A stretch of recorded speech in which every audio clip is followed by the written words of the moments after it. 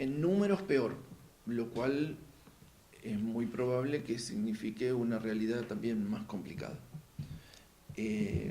Nosotros estamos teniendo este año, a esta altura, no comparado año completo obviamente, sino a esta altura del año 2016, lo comparamos con los números del fin de junio del 2017 y hay aproximadamente un 50% más de denuncias, lo cual muestra que la situación tiende a agravarse y tiende a ser más complicada, porque además la gravedad de las situaciones también empieza, o sea, es por lo menos igual. O siempre existió y ahora se animan más a denunciar. Esto está bueno pensarlo, porque yo creo que no nos tenemos que enloquecer con el número de denuncias, ¿sí?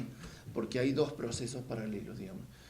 La posibilidad de una mayor denuncia porque hay más hechos que antes, o la posibilidad de que hay una denuncia porque hay una sensibilidad distinta de la gente. Nosotros trabajamos fuertemente sobre la sensibilidad de las víctimas y de los entornos de las víctimas, amistades, familias. Toda la sociedad está más sensible con este tema, gracias a los debates, a lo que realizan ustedes, las marchas. Lo que realiza toda la sociedad creo que es un proceso social muy interesante y muy relevante. La pregunta necesaria es, ¿el Estado se ha modernizado, ha mejorado las herramientas como para que los actores sociales que tienen que analizar y buscar la salida de estas problemáticas las tengan? A ver, me parece importante decir esto. Modernización, no quiero que sea entendida modernización que tenemos computadoras más nuevas, ¿sí?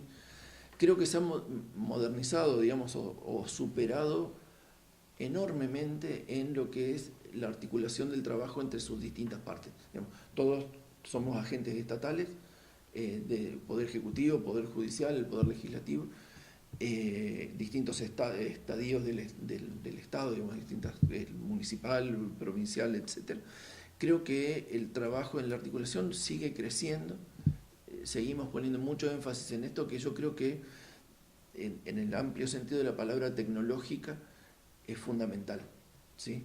Yo no necesito más que un teléfono o necesito más que mis dos pies para cruzar el hospital y hablar con las compañeras del hospital o de cualquier otro organismo, digo el hospital porque lo tengo cerquita, sobre una situación.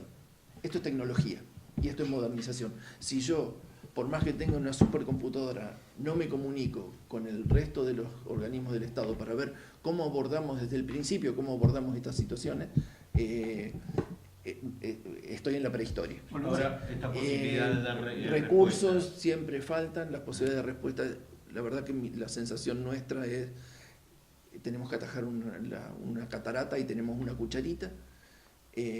Hay otra cuestión importante que es nosotros trabajamos permanentemente sobre un piso que se mueve, digamos, trazamos mapas de pisos que cambian, porque lógicamente la gente toma decisiones sobre su vida, ¿no? La gente no es marioneta del sistema judicial. Y en la medida que dan respuestas, lo charlamos antes de empezar la nota, subyacen algunas cuestiones bastante más complejas que la sociedad por ahí no las percibe si no surgen de ellos mismos, claro, ni trascienden a través de los medios, ¿no? Sí, fundamentalmente, y para contar a la audiencia de lo que hablábamos era del impacto de la situación económica en esto, y fundamentalmente el impacto de las dificultades de acceso a la tierra y a la vivienda, que son tremendas y que implican que la situación de calle sea uno de los problemas que abarcan, y la tremenda dificultad, por ejemplo, un tema muy sintomático. Yo tengo, por ejemplo, la herramienta de dictar exclusiones del hogar del victimario para que quede la víctima, eventualmente con hijos, en la casa. En una enorme mayoría de los casos, pero enorme mayoría, esas casas están construidas en el terreno de la familia porque no hay otro terreno. Y entonces la señora me dice, ¿y yo qué me voy a quedar? En la casa me quedo, pero la casa está rodeada de mis suegros, de mis cuñados, ni loca.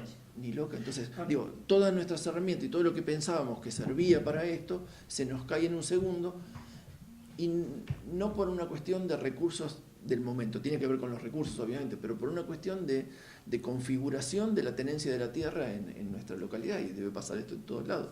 Entonces, Y después vos vas a la casa, esto nos pasa, vas a la casa y te encontrás que no es una casa. Pasás la puerta y son 3, 4, 5 casas, todas construidas en el terreno, pegadas, porque nadie ha podido acceder a la tierra. Y esto obviamente es un caldo de cultivo de la violencia familiar fenomenal. Perdóneme, fue. No, quería hacer hincapié. Usted recién dijo al pasar situación de calle. Se están notando en los últimos tiempos aquí en Bolsón jóvenes y personas en situación de calle.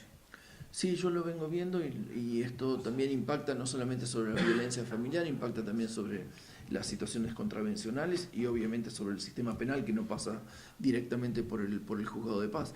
Pero sí, el tema de la falta de vivienda es muy complejo y se está viendo cada vez más la situación de calle.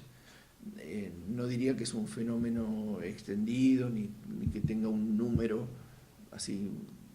Todavía no alarma. Es muy difícil hablar en estas cosas de números, ¿no? de cantidades, porque es lo mismo que decíamos antes con la víctima. ¿Qué le vamos a ir a explicar que hay pocas, es baja el índice de personas en situación de calle a quien no tiene dónde ir a dormir esta noche? Un menor durmiendo en la calle, una persona durmiendo en la calle ya duele. Exacto.